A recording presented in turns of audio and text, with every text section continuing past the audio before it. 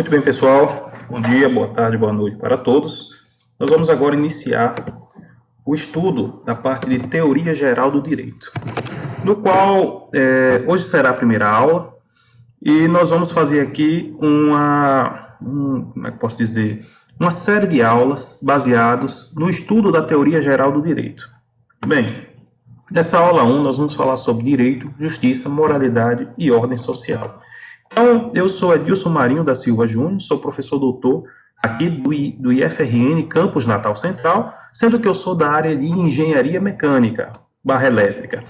Tá? Então, eu possuo doutorado, mestrados, especializações e graduação e cursos técnicos voltados na área da engenharia mecânica e engenharia de segurança do trabalho, com algumas especializações na área também de engenharia elétrica. Tá? Possuo experiência basicamente trabalhando como técnico, como tecnólogo e como engenheiro, aí dando aula também para os cursos técnicos, tecnólogos e engenheiros. Então, nessa caminhada aí já fazem cerca de 18 anos aí que eu sou professor, entre idas e vindas, né, de trabalhos na indústria e também trabalhos de consultoria, e hoje eu venho trabalhando e me especializando também, né, estudando a parte do direito. Então, eu estou aproveitando que eu venho desenvolvendo esse estudo na parte do direito, essa graduação em Direito, e eu aproveitei aqui o ensejo e pensei em desenvolver aqui algumas videoaulas para me auxiliar e auxiliar quem queira também, né, vocês que queiram aí ter um olhar de um engenheiro dentro do direito, né? Então, basicamente, a ideia é justamente esse olhar.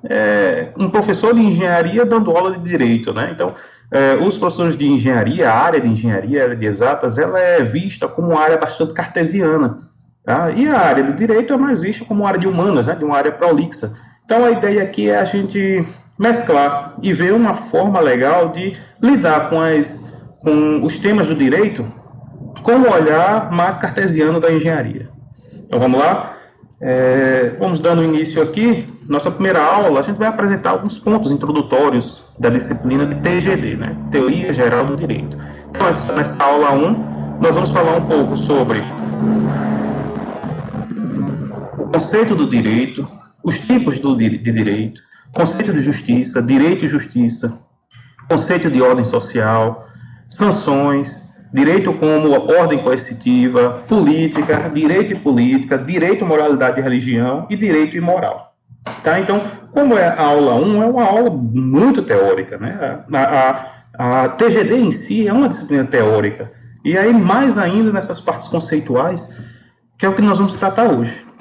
Então, as bibliografias principais que eu estou usando é justamente essa bibliografia da introdução ao estudo do direito, do Mascaro, e o curso de Filosofia do Direito do Bittar. Então, estou utilizando basicamente essas duas bibliografias, tá? Como forma aí da gente poder consultar, tá? E ter aí um norte para que a gente possa desenvolver esses estudos em Teoria Geral do Direito.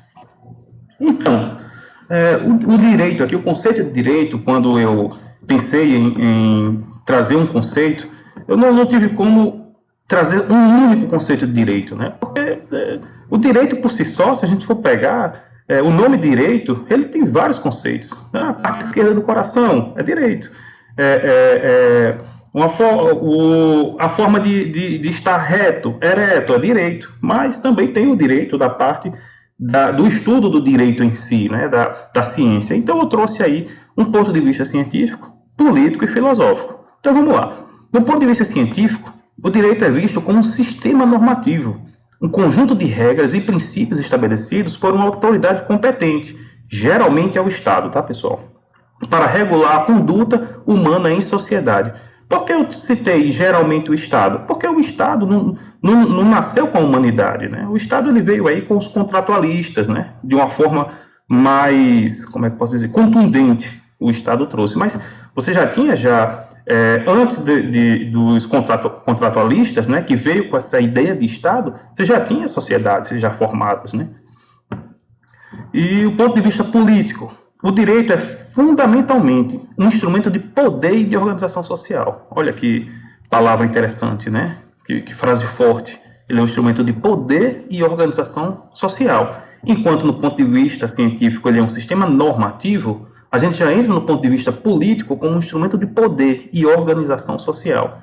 Ele é criado, aplicado e modificado por meio de processos políticos e reflete as relações de poder existentes na sociedade. Já no ponto de vista filosófico, o direito é objeto de uma reflexão mais profunda sobre seus fundamentos, sua natureza, seus fins e seus valores. A filosofia do direito questiona o que é direito justo, qual é a sua relação com a moral, a liberdade, a igualdade e outros valores fundamentais. Então, enquanto no ponto de vista a gente enxerga o direito como um sistema normativo, no ponto de vista político nós vemos o direito como um instrumento de poder e de organização social. E no ponto de vista mais reflexivo, filosófico, já entra a ideia dos fundamentos de sua natureza, seus fins e seus valores. Então, basicamente, a teoria do direito é um conjunto de proposições científicas acerca do direito. Quais são os tipos desse direito? Né? Então, nós temos dois tipos básicos do direito. Nós temos o direito natural e o direito positivo. O direito natural é um sistema de normas e direitos que se acredita serem inerentes à natureza humana, independente de leis positivas, criadas por governos ou sociedades. É considerado, olha aí vem, um direito universal, imutável e atemporal, derivado da razão, da moral ou de uma ordem divina. Então, o direito natural é aquele direito que pode ser visto como aquele direito que o Deus, né, o direito divino deu ao homem, para que o homem pudesse viver, né? Então, por isso que ele é um direito universal. Por exemplo, o direito à vida é um direito universal, um direito imutável e atemporal. O direito natural busca seu fundamento em uma ordem superior, na natureza humana ou na razão, sendo válido por sua própria essência, independente de reconhecimento estatal. Então, como eu disse para vocês, o direito natural ele pode ser visto como aquele direito auferido ao ser humano por um ser superior, por Deus. Então, Deus, quando a gente nasce, né, ele dá o direito. Qual é o direito? O direito de liberdade, o direito à vida. Então, isso são direitos naturais dos seres humanos, né? E aí nós temos, em contrapartida, o direito positivo, que é o conjunto de normas jurídicas escritas e estabelecidas por uma autoridade competente, né? Por exemplo, o Estado. Então, aí nós já temos o positivismo na forma jurídica, né? Que são o quê? Que são normas jurídicas escritas e estabelecidas por alguém competente, nesse caso aí o Estado, por exemplo, em um determinado tempo e lugar. Isso é muito importante, tá? Por quê? Porque o direito ele tem que ser interpretado, ele mais na frente a gente vai falar um pouco sobre hermenêutica, em sua concepção também de tempo e espaço. Tá? Não dá para eu pegar uma lei do Código de Italião, lá de Hammurabi, né? lá da Idade Antiga, e relacionar hoje o olho por olho, dente por dente. Né? Então, naquele tempo lá na Mesopotâmia, ou na Babilônia, né, que você tinha o Código de Hammurabi, não dá para a gente relacionar com o direito hoje. Então, nós temos mudanças culturais, mudanças históricas, mudanças sociais e por aí vai. Tá? E temporais, claro. E, retornando. Então, o direito positivo trata-se de um direito temporal, territorial e mutável. Então, vamos lá. Nós temos o direito natural como universal e o positivo como territorial. Nós temos o direito natural como imutável e o direito positivo como mutável, e nós temos o direito natural como atemporal e o positivo como temporal. Então, basicamente, o direito natural nem muda nem no tempo, nem no espaço e nem há mudança. Então, não há mudança nem no tempo nem no espaço, né? Ou seja, universal, imutável, que não muda, universal, que é espaço, atemporal, que é tempo. Então, não há mudança nem no tempo, nem no espaço. Já o direito positivo, ele há mudança, ele é mutável, tanto no tempo, temporal, quanto no espaço territorial. Olha que coisa interessante.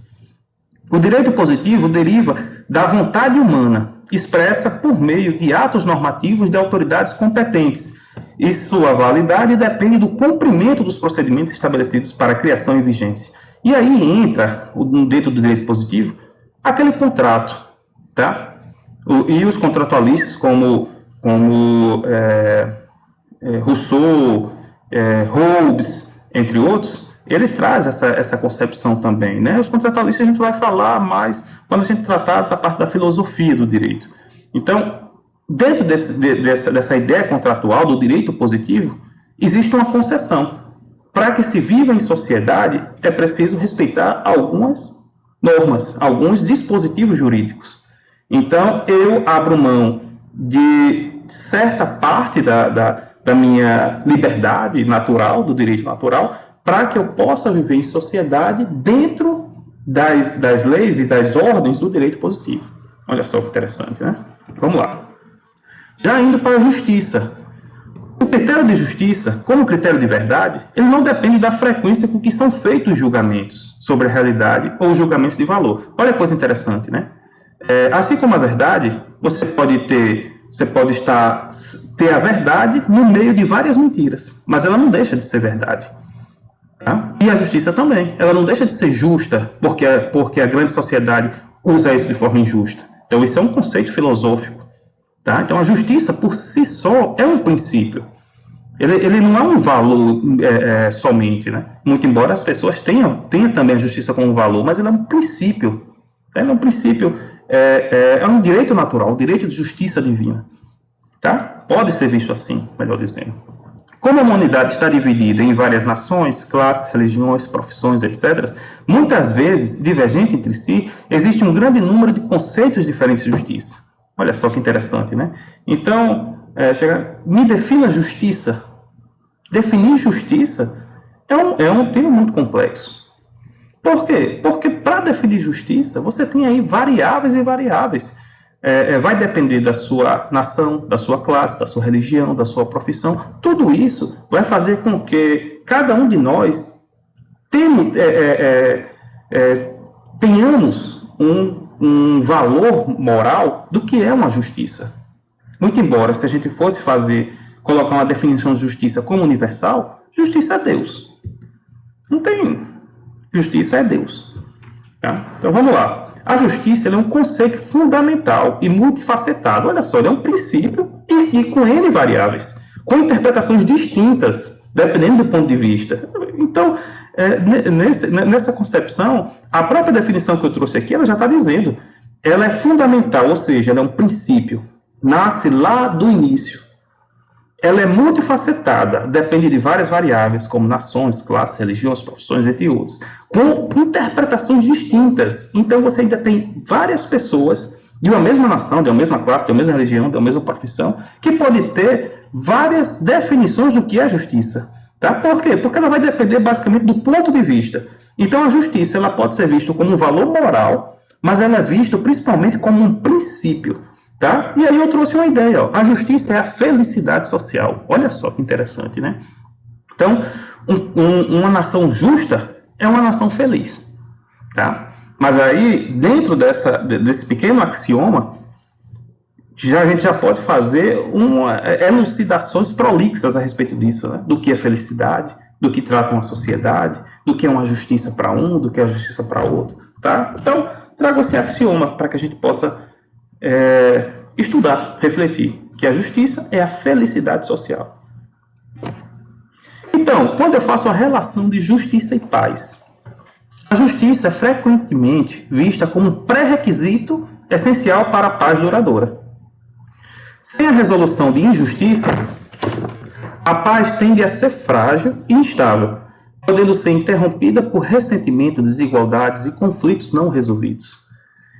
Aí, então, a justiça e a paz. Olha que coisa interessante, né? Eu posso utilizar a justiça como um braço forte, tá? Para mantenimento da paz, ou para poder gerar a paz. Mas também posso utilizar a justiça como uma mão amiga, para que, em tempos de paz, em condições de paz, essa própria justiça ela pode vir a trazer resoluções de conflitos, poder solidificar as relações sociais, poder garantir as igualdades sociais e por aí vai. Então, a justiça é um princípio atuante na resolução de conflitos, equidade e igualdade, reconhecimento de direitos, responsabilização, confiança nas instituições e desenvolvimento sustentável. Olha só.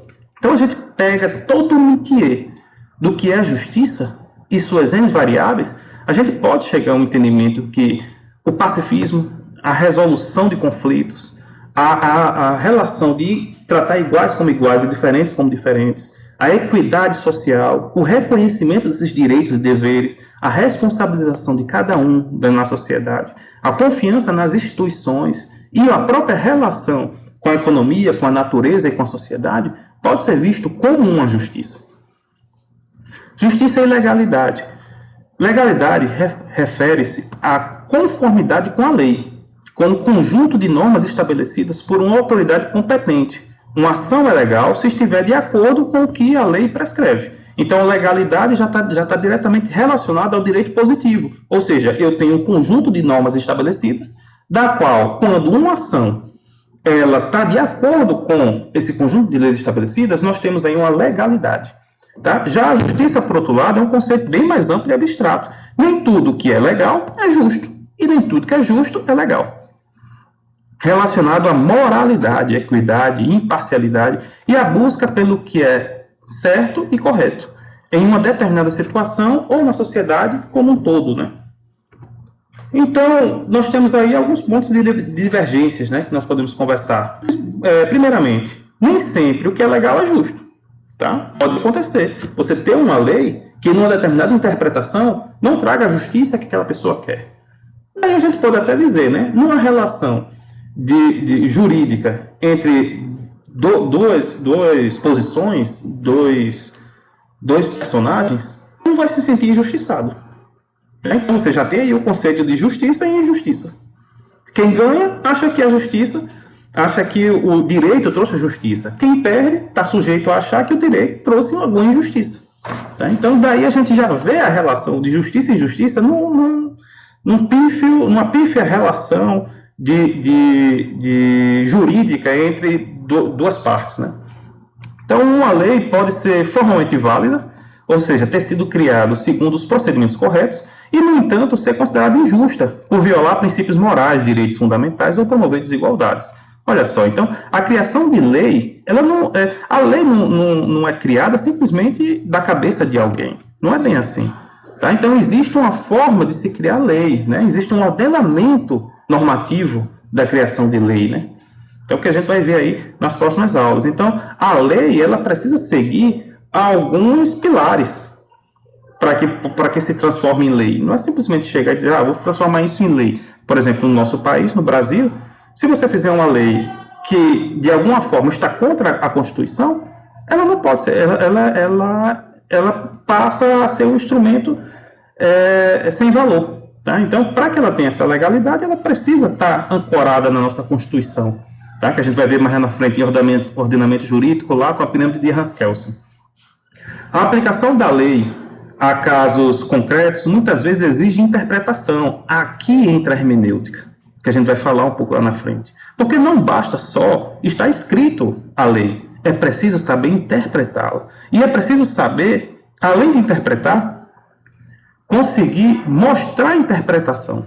Tá? Aí é que vai o talento, tá? do operador jurídico.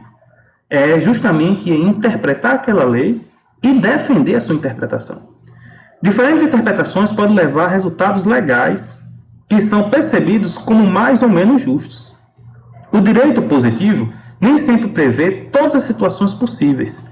Nesses casos, a busca pela justiça pode exigir que os aplicadores do direito recorram a princípios gerais do direito, a analogia ou outras fontes transcendentes à estrita legalidade. Então, abaixo do direito positivo ainda estão os costumes, as morais, tudo isso. Abaixo, quando eu digo, no ordenamento jurídico de Hans Kelsen, tá? Mas o que realmente ampara o direito é justamente esses costumes de uma sociedade e por aí vai. Então, muitas vezes eu fico até pensando, né?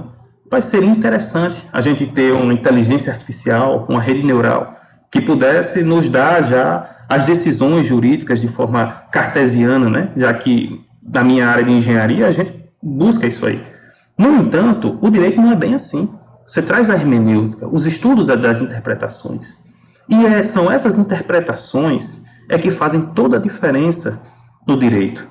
Tá? São essas interpretações e essas formas de ver a lei e relacionar a lei com a sociedade, com as pessoas, com os costumes, com a moral, com a ética, que faz com que enriqueça o direito e o direito passe a ser uma ciência humana, uma ciência dinâmica, uma ciência viva, não meramente uma ciência robótica cartesiana. Tá? Então, as leis podem levar tempo para se adaptar às mudanças sociais e aos novos valores. O que era considerado legal em um determinado momento pode ser visto como injusto em outro. Então, como eu disse para vocês, né, acabei de falar, a lei ela é uma ciência viva. E por ser uma ciência viva, ela está sujeita a mudanças tanto no tempo quanto no espaço. Então, você vai ter aí o direito e suas várias mutações, seja numa região, no espaço, ou seja, no mesmo espaço, em diferentes cronologias de tempo. Né? O que era 100 anos atrás normal, hoje já não é. O que há mais de 100 anos atrás, 120, 130 anos atrás, tinha escravidão no país, né? 1800 e alguns quebrados aí. Hoje, escravidão já nem se fala aqui, muito embora a gente saiba que ainda isso aí não está 100% morto, né?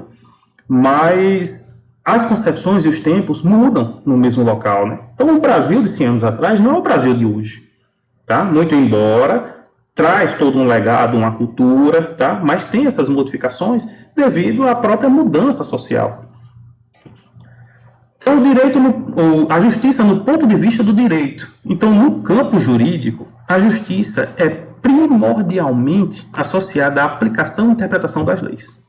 Olha só, a aplicação, direito positivo, e a interpretação, a hermenêutica da lei. Busca-se a conformidade com o direito positivo, que a gente acabou de falar, ou seja, com o conjunto de normas estabelecidas por uma autoridade competente. Então, basicamente, o grande sonho do direito é que a justiça esteja de mãos dadas com a legalidade.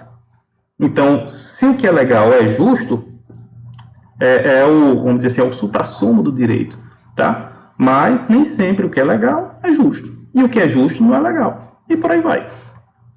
Justiça no ponto de vista social. Na perspectiva social, a justiça transcende a mera aplicação da lei e se relaciona com a equidade, igualdade de oportunidades, bem-estar coletivo. Olha só que interessante, né? Justiça está relacionado, quando a gente fala de sociedade, com o bem-estar, com a felicidade da sociedade. E essa felicidade, esse alcance dessa felicidade, vai depender de quê? Vai depender de maiores políticas de equidade, de igualdade, de oportunidades e por aí vai. Então, a justiça, no ponto de vista social, busca o bom viver, o bem viver. A justiça coletiva, o bem-estar coletivo, a felicidade social. Envolve a análise das estruturas sociais, das desigualdades existentes e a busca por uma distribuição mais justa de recursos e poder na sociedade. Né? Quase uma utopia, vendo hoje, né, nessa condição de tempo e espaço que eu me encontro.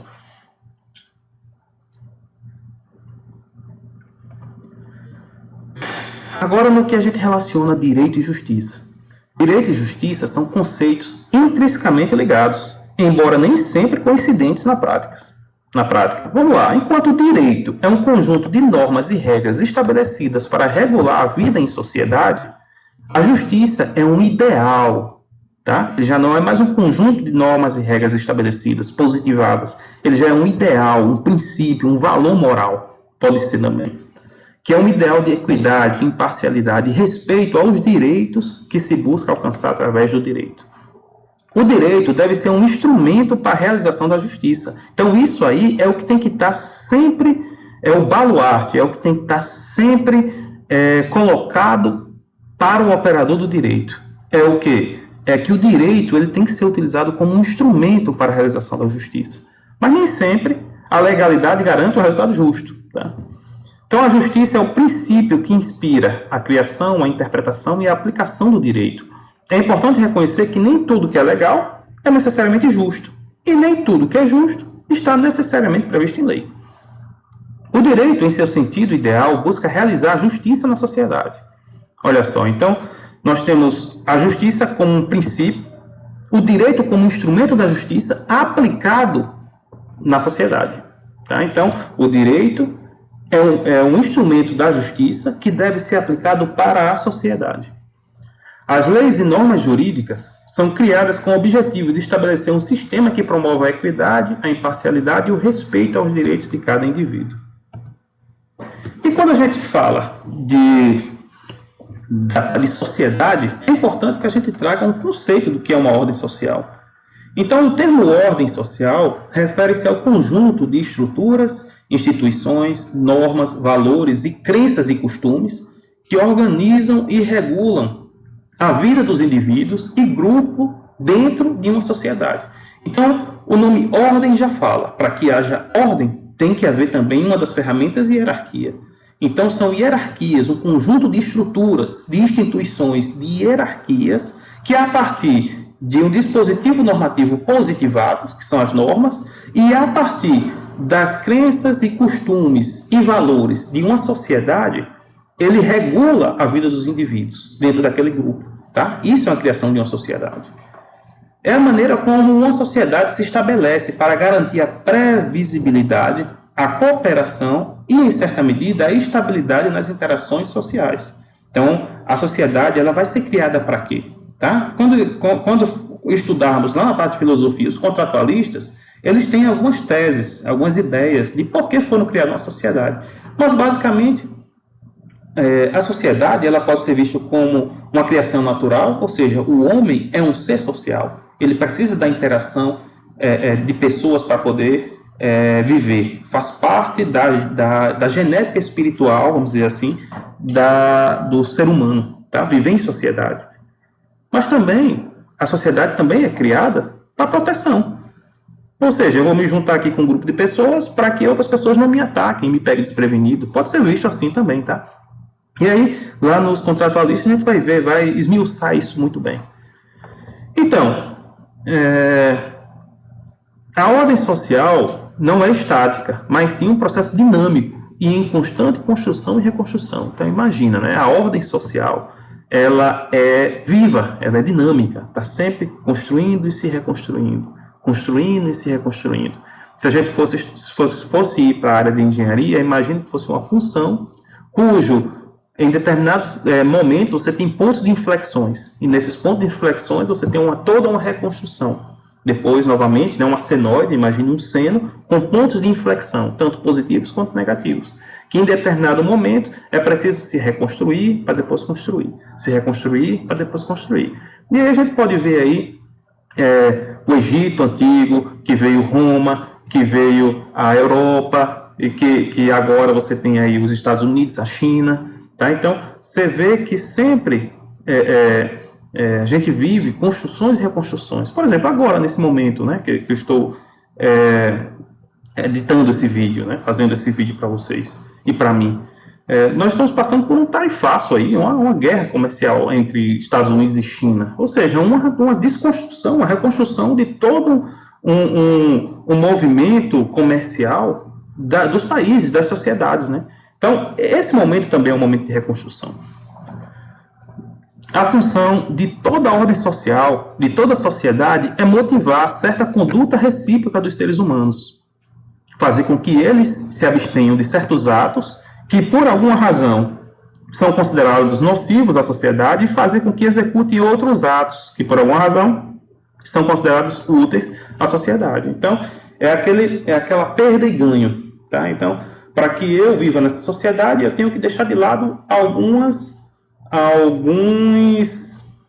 vamos dizer assim, alguns atos, algumas características, para que eu possa me moldar àquela sociedade. Por quê? Porque eu vou ganhar algumas outras características e alguns outros benefícios, tá? Então, o ser humano, ele é assim, ele vive de vantagens e desvantagens, né? Então, faz parte da ideia do ser humano. E por isso, você tem o princípio de recompensa e punição, que é o princípio da retribuição, que ele é fundamental para a vida social. Porque consiste em associar a conduta de acordo com a ordem estabelecida e a conduta contrária à ordem, respectivamente, como uma promessa de vantagem e uma ameaça de desvantagem como sanções. Então, o ser humano, ele, no seu processo de educação, ele trabalha com recompensas e punições. Então, se eu fizer isso aqui, eu vou ter uma recompensa lá na frente. Se eu fizer isso aqui, está sujeito a ter uma punição, uma sanção disso aqui. Então, o ser humano, ele vai ganho a ganho, tá? A partir de um princípio de causa e efeito. Então, para toda causa, você tem um efeito. E quais são as principais características da ordem social? Primeiramente, você tem a normatividade. A ordem social é fundamentalmente baseada em normas, que podem ser formais, como leis e regulamentos, ou informais, costumes, tradições, regras de etiqueta e por aí vai. Essas normas orientam o comportamento dos indivíduos e estabelecem expectativas sobre como agir em diferentes situações. Então, característica 1, normatividade. Para ter ordem social, você tem que se basear em normas, seja elas normas positivadas, leis e regulamentos, ou normas não positivadas, costumes, tradições, etiquetas e por aí vai. Segundo, você tem que ter instituições. Então, a ordem social, o nome ordem, ele já sugere uma hierarquia. A ordem social se manifesta através das diversas instituições.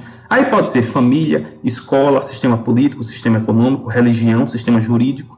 Tá? Então, para que haja ordem, você tem que ter uma hierarquia. E, geralmente, essa hierarquia, para que ela seja legitimada, ela precisa ter normas, tanto formais como informais. Cada instituição desempenha um papel específico na organização da sociedade e na socialização dos indivíduos. Uma outra característica, por exemplo, valores e crenças compartilhados. Para que você viva numa sociedade, você tem que ter valores e crenças compartilhados. Tá? Não dá para você viver numa sociedade se você não compartilha minimamente dos valores e das crenças de seus vizinhos, por exemplo. Uma ordem social relativamente estável geralmente se sustenta em um conjunto de valores e crenças amplamente compartilhados pelos membros da sociedade. Esses valores fornecem um senso de propósito comum e legitimam as normas e instituições existentes. Você não necessariamente precisa pensar igual àquela pessoa, ou aquele grupo, né? Você ter, por exemplo, um objetivo em comum, tá? A gente chama isso basicamente de uma comunidade. A sociedade não, você pode viver em sociedade, compartilhar crenças e valores, mas não necessariamente compartilhar uma ideia, uma ação igual àquela pessoa. Então você vive em sociedade. Agora, geralmente, quando você tem um grupo de pessoas que tem um propósito comum no ponto de vista de um objetivo comum, mais uma afinidade entre os pensamentos, aí você começa a ter as comunidades dentro da sociedade. Mas você tem uma estrutura social. Falou em ordem, falou em hierarquia. A ordem social envolve uma estrutura hierárquica e de diferenciação social, com diferentes posições, papéis e status atribuídos aos indivíduos e grupos. Essa estrutura influencia as oportunidades, os recursos e o poder que cada um possui, né? Então, eu acho que não cabe nem a gente tratar muito sobre esse assunto, porque a própria hierarquia ela está diretamente relacionada às condições de oportunidade, de recursos, de poder que aquela pessoa tem ou desenvolve dentro de uma estrutura social. Interdependência. Os membros de uma sociedade estão interligados e dependem uns dos outros para a satisfação de suas necessidades. Então, a ideia é que dentro de uma sociedade, de uma ordem social, você tem uma interdependência do qual a pessoa que está do seu lado, ela faça alguma coisa que você não faz e você faça alguma coisa que ela não faça, de modo que ambos mutuamente possam se auxiliar e prosperar. Tá? Então a ideia é, se você já faz tudo, não tem para que você tem sociedade. Tá? Então a ideia é que se eu sou engenheiro e meu vizinho ele é médico, então a ideia é que eu como engenheiro auxilie eles nos serviços de engenharia e ele como médico me auxilie nos serviços de medicina. Tá? E assim a gente vai criando um senso de prosperidade. Então, a ordem social facilita essa interdependência através da divisão do trabalho. A gente acabou de falar aqui, né? E da organização de produção e do consumo. Então, está tudo dentro do que eu acabei de falar, e do exemplo do médico e do engenheiro. Né? E também é preciso ter controle social. Para manter a ordem, então aí vem o braço forte, não só a mão amiga da sociedade. As sociedades envolvem mecanismos de controle social, que podem ser formais, por exemplo, polícia, sistema penal, tá? Ou informais, como opinião pública, censura, sanção social, isolamento. Tá? Tudo isso são formas de punição, de controle social. Esses mecanismos visam garantir o cumprimento das normas e a punição de comportamentos desviantes. Então, a sociedade ela precisa ter esse controle social. Tá? Por quê? Porque cada pessoa é um pensamento, cada pessoa é um universo. Tá? Então, dentro disso aí, você pode ter pessoas que pensem diferentes e que queiram agir de forma que não é interessante para a ordem social. Então, essas pessoas precisam ser punidas. Assim como as pessoas que têm maiores, que ganham maiores, como é que eu posso dizer, ganham maiores posições na ordem social, precisam ser também dado as recompensas para tal, né? Socialização. A ordem social é transmitida e internalizada pelos indivíduos através do processo de socialização, que ocorre ao longo da vida, desde a infância. Através da socialização, os indivíduos aprendem as normas, os valores, os comportamentos esperados pela sociedade. Então, é você viver em sociedade. Socializar é viver em sociedade. Relativo à estabilidade e mudança. Embora busque a estabilidade, a ordem social não é imune a mudanças. Conflitos sociais, avanços tecnológicos, novas ideias e movimentos sociais podem levar à transformação das normas, instituições e valores, alterando a ordem social existente. Embora altere a ordem social existente, mantém-se ainda a ordem social. Então é importante mostrar isso. Por isso que ele diz que, embora você tenha mudança, você garante a estabilidade.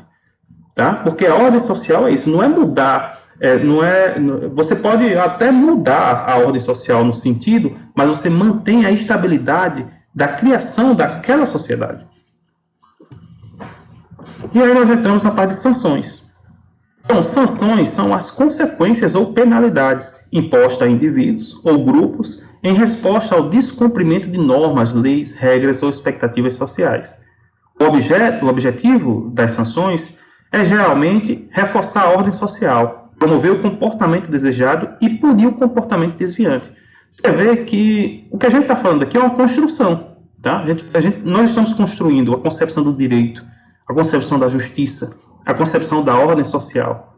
E o direito como instrumento da justiça na aplicação da ordem social, do qual essa aplicação da ordem social ela vai ter as suas recompensas e também vai ter as suas desvantagens, né, as suas sanções, que por isso a gente está falando de sanção aqui.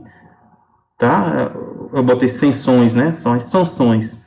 Então, por isso que essa é a construção da teoria geral do direito.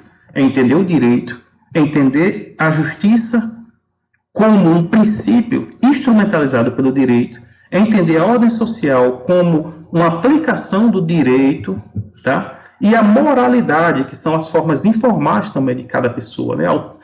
São autônomas, né? Enquanto o direito ele é mais amplo, a moral ela é única, né? Cada um vai ter sua moral. Então tudo isso vai criando e vai construindo uma sociedade. E dentro dessa sociedade, pelo princípio de causa e efeito ou o princípio de retribuição, você vai ter as recompensas e as infrações, que nesse caso aqui são as sanções. Então, as sanções elas podem variar amplamente em sua natureza, severidade e forma de aplicação, dependendo do tipo de norma violada, do contexto social, religioso ou legal. Então, por exemplo, a sanção ela pode ser uma sanção positivada ou pode ser uma sanção informal, censura pública, isolamento e por aí vai, a depender. Então, sanções de caráter transcendental, ou seja, sanções religiosas. As sanções de caráter transcendental, também conhecidas como sanções religiosas, são aquelas que se fundamentam em crenças e doutrinas religiosas, e cuja aplicação é atribuída a uma instância ou poder superior, divino ou sobrenatural. A eficácia dessas sanções depende da fé e da crença dos indivíduos na existência e no poder dessa entidade transcendental. Essa forma de sanção não é a sanção que a gente estuda basicamente no direito, mas eu não posso dizer que não tem, que não existe. Claro que há. Então, características. Então, nós temos aí uma origem sobrenatural, um foco no além, uma natureza moral e espiritual, aplicação indireta e futura, e a variação cultural e religiosa. Já as sanções de caráter social imanente, que essas é a que a gente trabalha, são sanções de caráter que são aquelas que se originam e se manifestam dentro da própria sociedade, sendo aplicada por membros da sociedade, em resposta ao comportamento de outros. A eficácia dessas sanções reside na pressão social, no desejo de aprovação e no medo de desaprovação e exclusão por parte do grupo social. Você pode até fazer uma análise, se você for para uma visão filosófica de Platão, você pode dizer que as sanções de caráter transcendental estão no mundo das ideias, e as sanções do caráter social imanente estão no mundo real, né? Vamos dizer assim, no mundo aqui embaixo, né? Vamos dizer assim. Que o Platão ele fez essa relação, né? Que existe o mundo das ideias, né? O mundo divino, por exemplo, e o mundo daqui da Terra, tá? Não me recordo agora as definições, tá? Lá quando a gente tiver lá na parte de Platão, a gente fala sobre ela. Então a gente pode dizer que existe uma sanção do ponto de vista ideal, das ideias, e a sanção do ponto de vista social, tá? Que são essas aqui.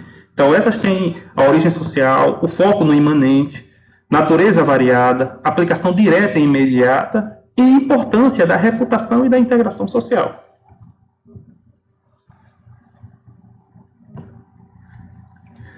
Indo agora para o direito como ordem coercitiva, né? Então, nós falamos de sanção, mas para que você mantenha naquela sociedade, você tem que respeitar.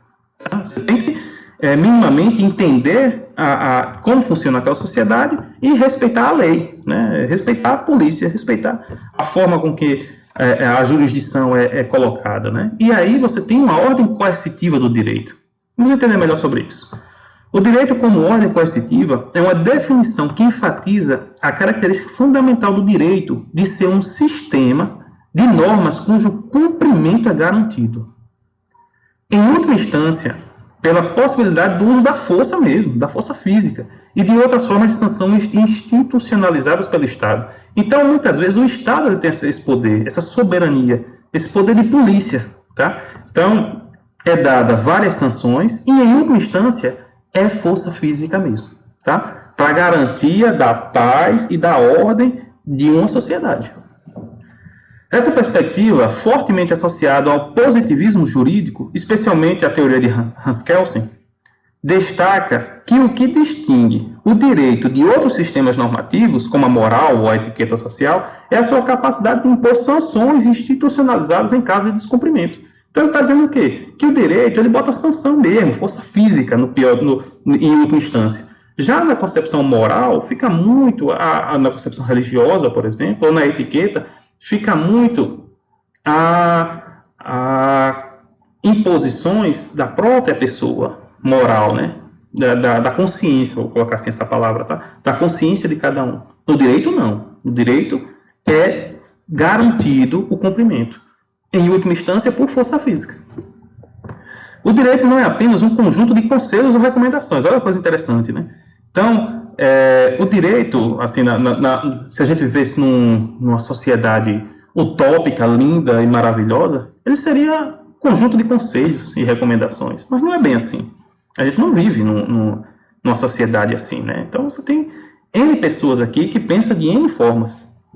Então, ele é utilizado, sim, como um sistema de comandos que podem ser impostos pela força estatal, pelo Estado.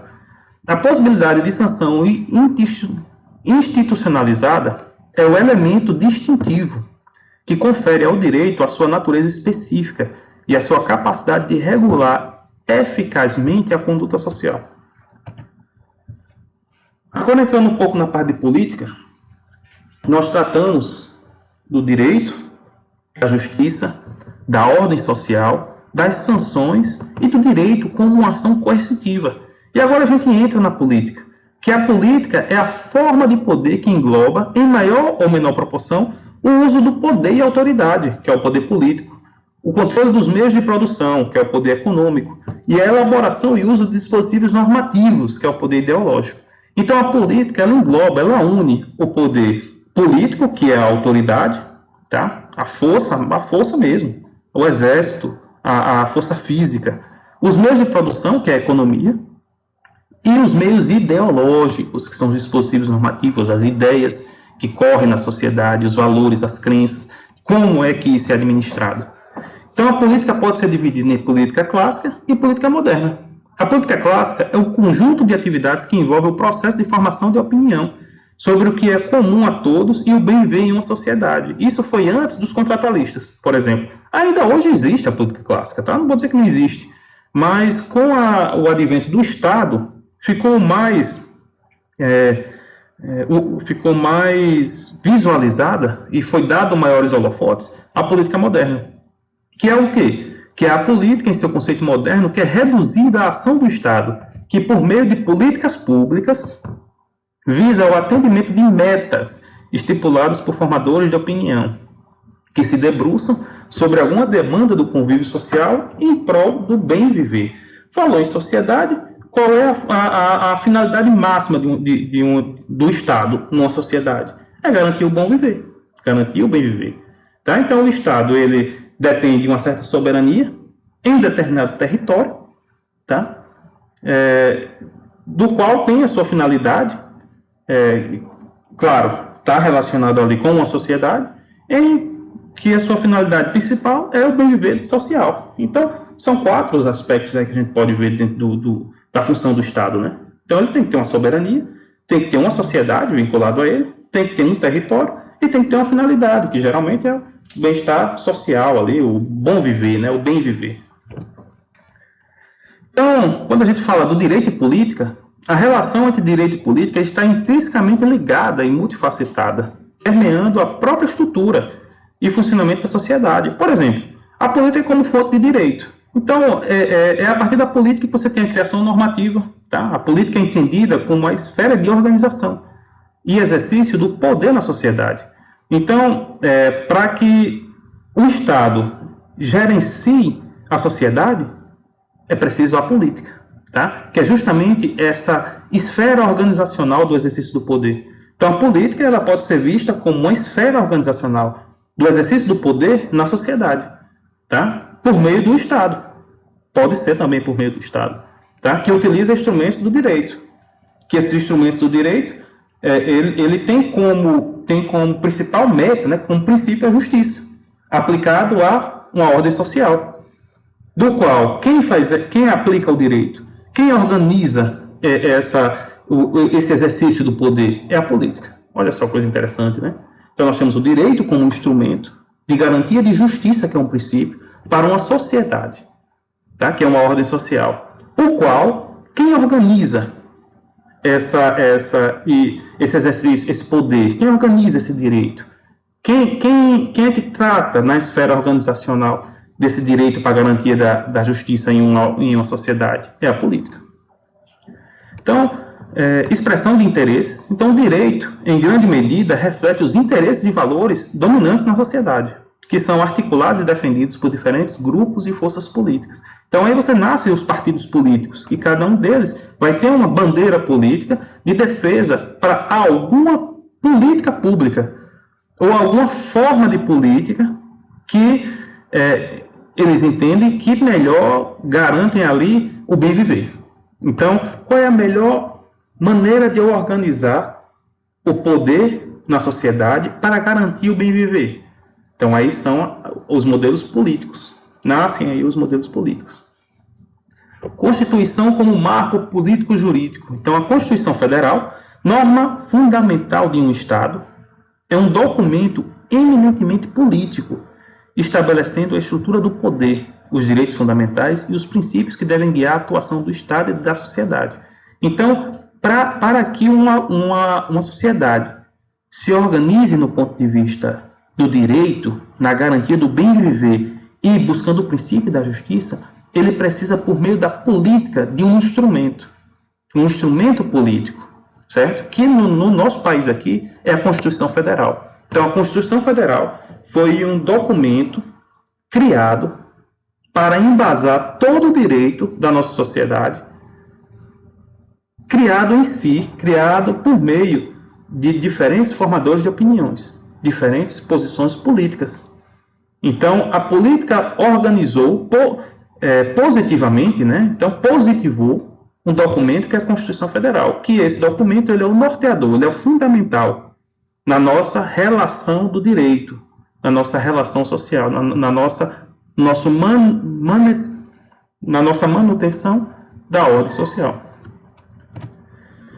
O direito como instrumento da política. Então, o direito ele é utilizado também com a política na organização do Estado e da sociedade. Então, o direito estabelece regras do jogo político, definindo as competências dos poderes, os procedimentos eleitorais, os direitos e deveres do cidadão e a forma de organização do Estado, né? Então, isso aqui está muito, muito característico quando a gente estuda lá na filosofia, lá Rousseau, Montesquieu, a divisão dos poderes, né? A forma de como é que esses poderes se conversam, o legislativo, o executivo, o judiciário, o que cada um, os direitos e deveres de cada um.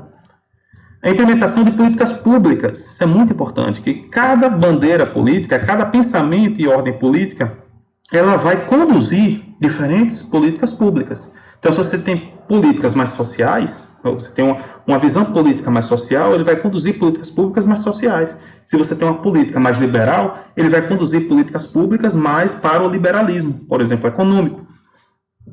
Controle e limitação do poder. O direito, especialmente através de mecanismos como a separação de poderes, o controle de constitucionalidade e os direitos fundamentais. Então, ele vai limitar o poder de cada um. Tá? Vai existir aí as limitações do poder do executivo, do legislativo e do judiciário. E resolução de conflitos políticos. Então, essa é a grande arte do direito e a política, né? Então, quando eu junto o direito e a política, a grande arte é a resolução desses conflitos políticos entre si. Então, eu utilizo o direito positivado por meio das relações políticas para a resolução de conflitos. Seja ele de natureza política, disputas eleitorais, impeachments de autoridades, questionamentos sobre constitucionalidade, atos governamentais e por aí vai. E também temos a tensão e a interdependência. Por exemplo, o controle político pelo jurídico. Isso é o ativismo judicial, né? Pode ser visto também. Há uma expectativa de que o direito possa e deva controlar a política, garantindo a legalidade, a constitucionalidade e o respeito aos direitos. Tem o seu limite, porque senão isso se torna um ativismo judicial. Lembre que a função do judiciário não é fazer leis, ou mesmo comandar uma sociedade, né? Então você tem o legislativo e o executivo para isso. Então, o judiciário, ele está ali como um porta-voz jurídico das normas e condutas de dispositivos normativos que geram a legalidade no país. A execução de políticas públicas trata o executivo, e a criação de leis e regulamentos cabe ao legislativo. Influência da política no jurídico também tem o contrário, né? Você tem um ativismo judicial, mas também você tem o contrário. A política entrando no jurídico para poder mudar as suas leis, né? Então, ao mesmo tempo, a política inevitavelmente influencia a interpretação e aplicação do direito. Então, você tem, por exemplo, as visões de definições como presos políticos, como disputas políticas, isso aqui é um júri político. Então, tudo isso aí, por quê? Porque não existe, é muito difícil você encontrar uma fronteira bem definida entre a política e o jurídico em si. Tá? Por quê? Porque ambos trabalham na interpretação e na aplicação do direito. Então, não é tão simples assim, porque enquanto você utiliza, no jurídico, você utiliza o direito como uma forma, como um instrumento, como um cabedal de dispositivos normativos que é criado para um controle, para uma ordem social, tá? Que tem como principal princípio ali a justiça, você tem uma esfera organizacional que administra esse poder, que é a política. Tá? Então, esses dois viés, de alguma maneira, eles se confundem, eles se perpassam, se interpassam, tá? Entre si, né? Então, não é tão simples você encontrar uma fronteira que separe, né, bem definidamente a política do direito. E interdependência funcional. Apesar das tensões, o direito e a política são interdependentes. Foi o que eu acabei de falar. A política precisa do direito para se estruturar, se legitimar e implementar suas decisões. Por quê? Porque a política mexe com o poder. O direito mexe com o dispositivo normativo de ordem social. Tá? Então, um organiza e o outro positiva. Olha só que coisa interessante, né? E aí, quando a gente fala de direito, moralidade e religião, o direito, em sua origem, é criado e aplicado pelo Estado através de leis, decretos, jurisprudências e outras fontes formais, que é um sistema heteronomo, ou seja, as normas são impostas externamente aos indivíduos, independente de sua concordância individual. Tá? É aquela história, você não precisa aceitar, você tem que acatar. Tá? Você não precisa concordar, mas tem que ser acatado. Por quê? Porque a grande maioria pensou assim. Foco. Ele regula a conduta externa. Regula a conduta externa. Quem regula a conduta interna é a moral. O direito regula a conduta externa dos indivíduos na vida em sociedade, visando a ordem social, a segurança jurídica e a resolução de conflitos. Então, interessante isso aí. Ó. O direito, ele tem como principal, né, fundamental ali, finalidade, a ordem social, a segurança jurídica e também a resolução de conflitos.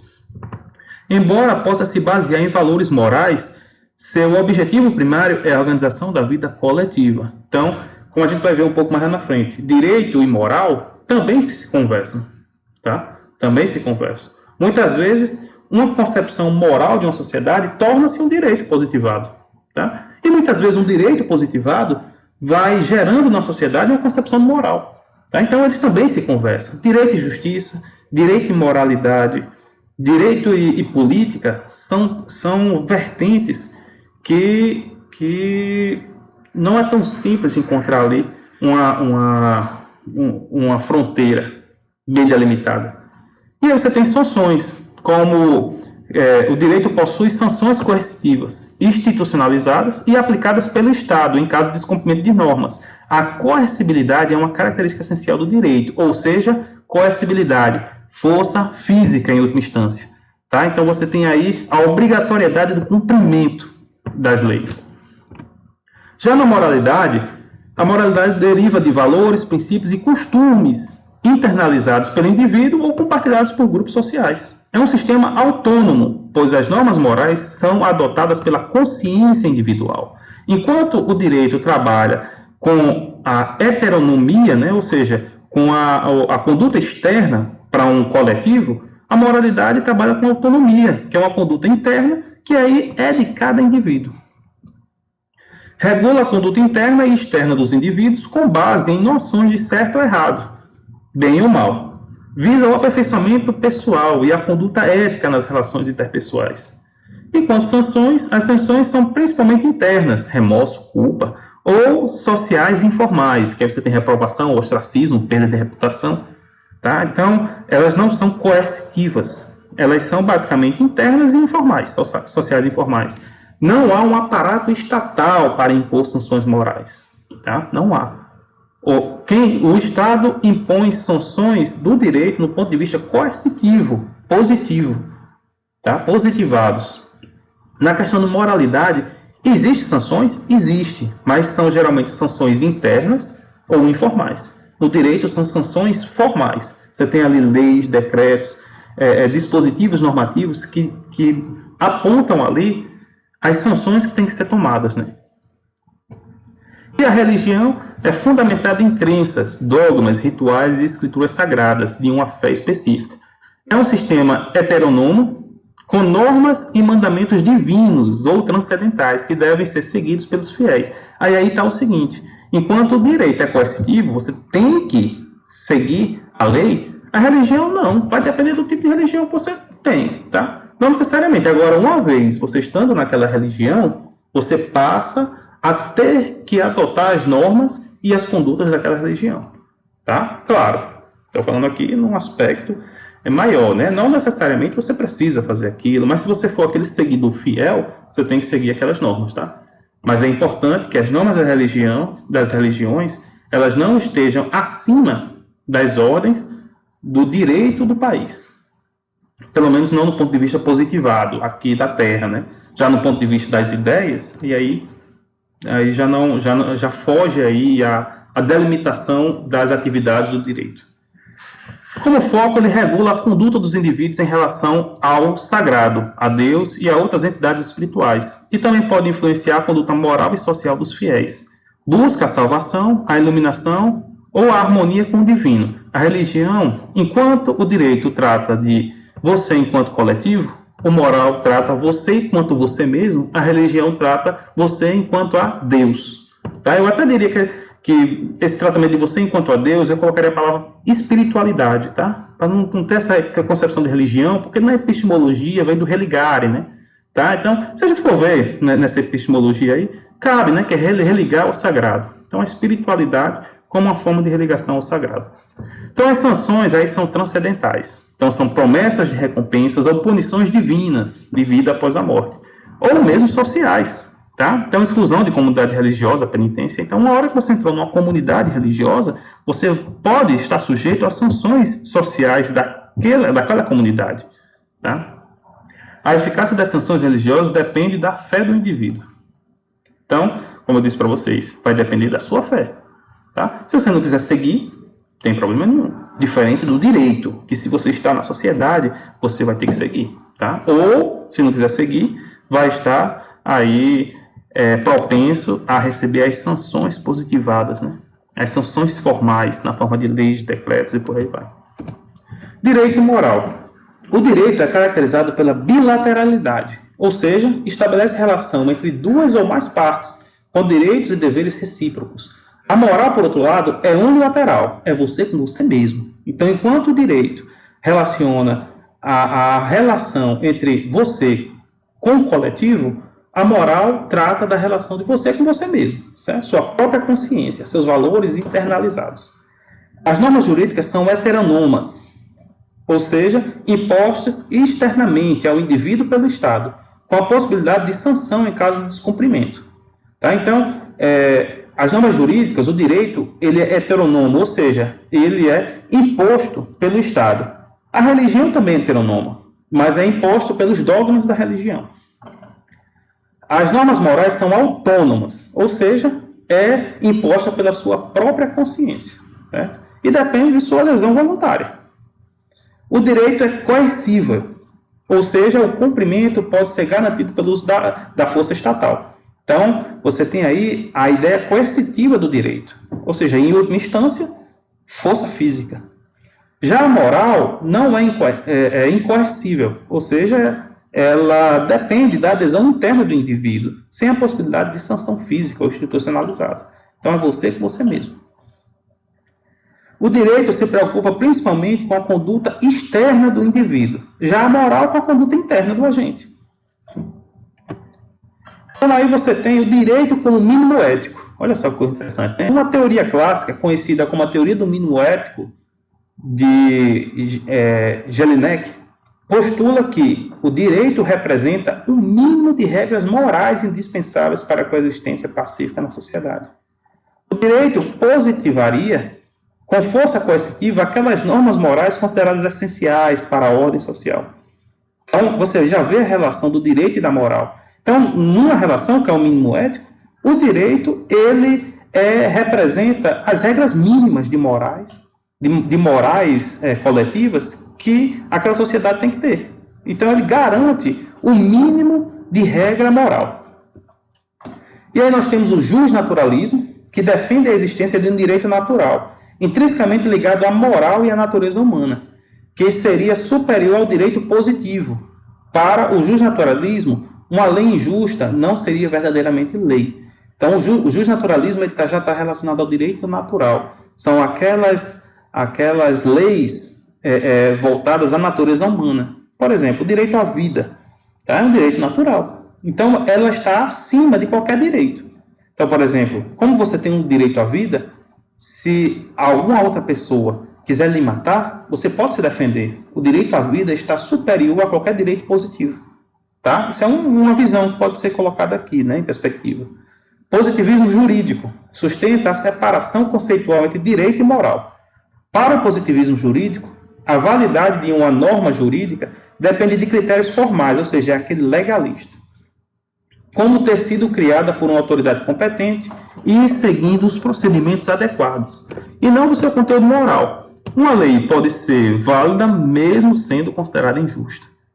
Tá? Então, enquanto o justnaturalismo acha que existe direitos naturais do ser humano, que está acima de qualquer lei, o positivismo jurídico diz, não, a lei, o direito é uma coisa, a moral é outra. Tá? Tem que se seguir critérios formais. Tá? Aquela lei tem que ter sido criada por uma autoridade competente, procedimentos adequados e por aí vai. Tá, mas não existe um meio termo disso aí? Porque eu concordo com as duas. Olha só, né? Então as duas estão certas. Eu concordo. Por um lado, a gente tem que ter uma visão justnaturalista. Por outro lado, a gente tem que ter uma visão justpositivista. Tá? Então não existe um meio termo. existe, que é o pós-positivismo, que busca superar a dicotomia entre o justnaturalismo e o positivismo, reconhecendo a importância tanto das regras quanto dos princípios, a interpretação e aplicação do direito.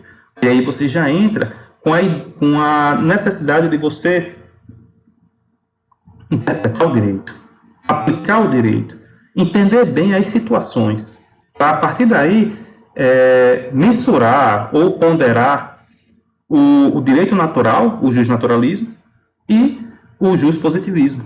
Tá? Olha a coisa interessante, né? É um meio termo. Valoriza a argumentação ética e a busca por decisões que sejam tanto legais quanto justas. Então, pessoal, por hoje, eu acredito que já está de bom tamanho. Tá? Sou grato pela paciência de cada um dos senhores. E vamos em frente, que depois nós teremos outras aulas aí.